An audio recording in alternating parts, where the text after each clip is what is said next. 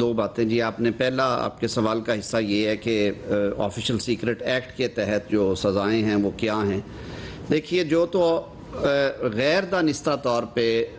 اگر سلیکنس ہو جائے اور غفلت کی وجہ سے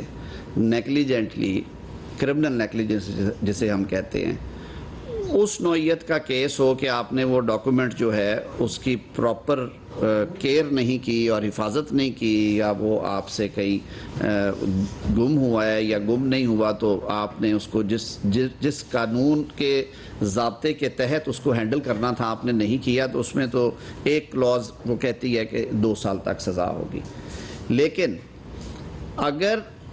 شہادت اس بات کی ہے کہ اس کلاسیفائڈ ڈاکومنٹ کو پبلک کرنا یا اس کو شیئر کرنے کی وجہ جو تھی وہ اس طرح کے ذاتی مقاصد تھے جو کہ ابھی ہم سب کے سامنے آ رہے ہیں اور اس کی وجہ سے قومی سلامتی جو ہے وہ خطرے میں جاتی یا وہ ملکی مفاد کے لیے پریجوڈیشل ہے تو اس صورت میں وہ کیٹیگری ہے وہ 14 سال والی بھی ہے. اور جو بہت سنگین نوعیت کے مقدمات ہوتے ہیں اس میں ڈیفینس ریلیٹڈ بھی کچھ سٹریکس آتی ہیں اس میں پھر سزائیں اس سے اوپر بھی جا سکتی ہیں. 9 مئی کے واقعے کے حوالے سے آپ کا سوال یہ تھا کہ سپریم کورٹ میں پروسیڈنگز پینڈنگ ہے.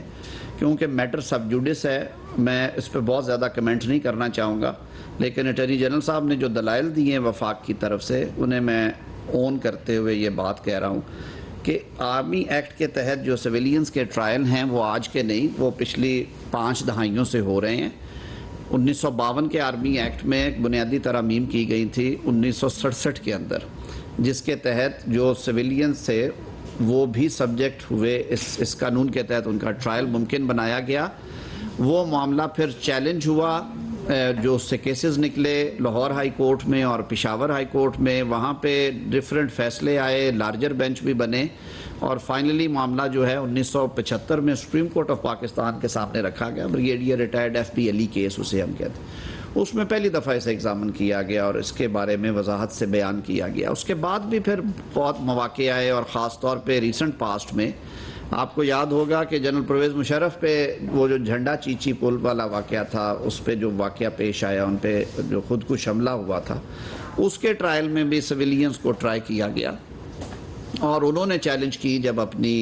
جورسڈکشن کا معاملہ بھی اور سزائیں بھی تو وہ معاملہ بھی سپریم کورٹ تک آیا. 2006 میں وہ فیصلہ ہوا اور اس میں بھی کہا گیا کہ آرمی ایکٹ 1952 میں گنجائش ہے 2D کے اندر کہ کن حالات میں کیا جا سکتا ہے. 2D کے اندر یہ کہا گیا کہ جو کچھ تو جرائم الگ سے ہیں لیکن اس کیس کے حوالے سے کہ اگر آپ جو عسکری تنصیبات ہیں اور وہ پروہیبٹڈ ایریاز ہیں یعنی کہ وہ ایریاز ایسے ہیں جن میں کہ عام آدمی کی رسائی نہیں ہے وہ اس کو اجازت نہیں ہے بغیر اجازت کے اندر داخل ہونے کی اگر کوئی ٹریس پاس کرتا ہے اور پھر ایک کیٹیگری آف افینسز ہے وہ کرتے ہیں تو اسی آفیشل سیکرٹ ایکٹ کے تحت بھی وہ پروسیڈ ہوتے ہیں ریڈ ود آرمی ایکٹ. اور 2015 میں جب فوجی عدالتیں بنائی گئی تھی تو میں ایک وضاحت کرتا چلوں اس میں آئینی ترمیم اس لیے کرنا پڑی اور خصوصی لیجسلیشن بھی اس لیے کرنا پڑی اور سنسیٹ کلوز بھی اس لیے دینا پڑی 2 سال کی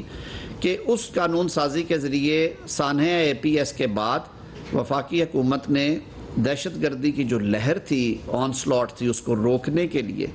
اور جس طرح سے پروسیکیوٹرز اور ججز اور وکلاء انڈر تھریٹ تھے آپ کو یاد ہوگا جو 1-2 پروسیکیوٹرز ہمارے کیسز کی پیروی محترمہ بے نظیر بھٹو شہید والا کیس کی جو پیروی کر رہے تھے انہیں شہید کر دیا گیا اور واقعات ہوئے خیبر پختونخوا میں.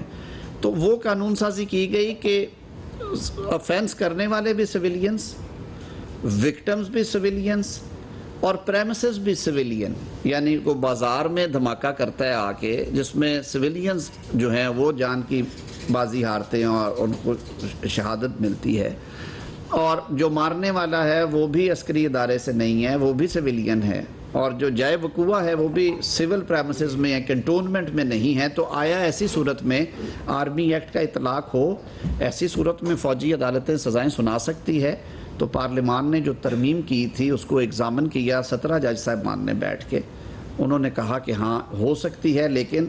یہ کیونکہ اسپیشل سرکمسٹانسز ہیں ہم ایک جنگی ماحول میں رہ رہے ہیں پاکستان دہشت گردی کی شدید لہر میں ہے تو ہم یہ ایکسپیکٹ کرتے ہیں کہ پارلیمان ایسی قانون سازی کرے جس میں اس میں سنسیٹ کلوز ہو اور 2 سال کے لیے یہ اسپیشل ارینجمنٹ رکھی جائے. اگر حالات نہ سدھریں تو اس کو مزید 2 سال دیے جا سکتے ہیں.